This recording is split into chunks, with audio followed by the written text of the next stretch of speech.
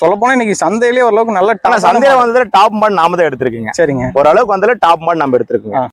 நான் இந்த 2 மாடு பாருங்கண்ணா, நல்ல மாடு, டைப்பான மாடுங்க. ஒரு நல்ல HFல இம்போர்ட்டட் செமங்கண்ணா. சரிங்க. ஒவ்வொரு மாடு வந்து ஒரு 25 லிட்டருக்கு மேல சொல்லி கொடுக்குறோம். இந்த 2 மாடு ஒரு 50 லிட்டர் கறக்குங்கண்ணா.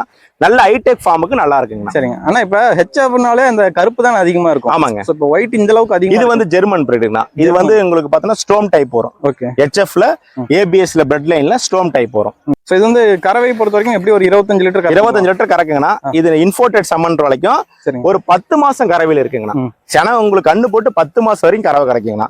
அதாவது கண்ணு போட்டு 3 மாசத்துல சென புடிச்சிருந்தீங்க, அதுல இருந்து நமக்கு ஒரு 7 மாசம் வரைக்கும் நல்லா கறக்குங்கண்ணா. அதாவது கண்ணு போட்டதுல இருந்து 10 மாசம், கண்ணு போட்டு ஒரு 3 மாசத்துக்கு அப்புறம் சென பிடிக்கும்.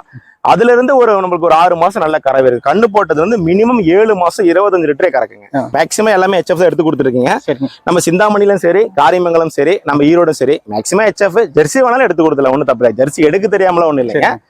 ஒரு எல்லாமே எடுக்க தெரியும். ஒரு மெக்கானிக்கல்னா ஒரு பொதுவானது, எல்லா வண்டிக்கும் பழுது பார்க்கறது தான் மெக்கானிக்கல். இதுக்கு மட்டுமே ஸ்பெஷலிஸ்ட்னு சொல்ல முடியாது.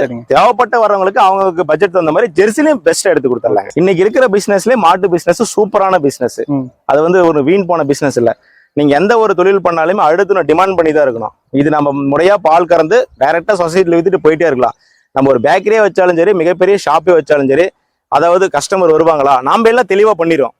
பேக்கரியே ஹோட்டல்ல கூட நம்ம நீட்டா பண்ணிடுறோம். ஆனா கஸ்டமர் வருவாங்களா வரமாட்டாங்களான்னு பயம் இருக்கு. இது அப்படி தேவையில்ல. நம்ம இன்வெஸ்ட் பண்றோம், முறையா நம்ம பராமரிக்கிறோம், தட்டு வெட்டி போறோம், தீனி போறோம், பாலை கறக்குறோம், டைரக்டா எடுத்து போய் ஊத்திட்டு போயிட்டே இருந்திருக்கிறோம். எதையும் டிஃபன் பண்ணி இருக்கு தேவையில்ல.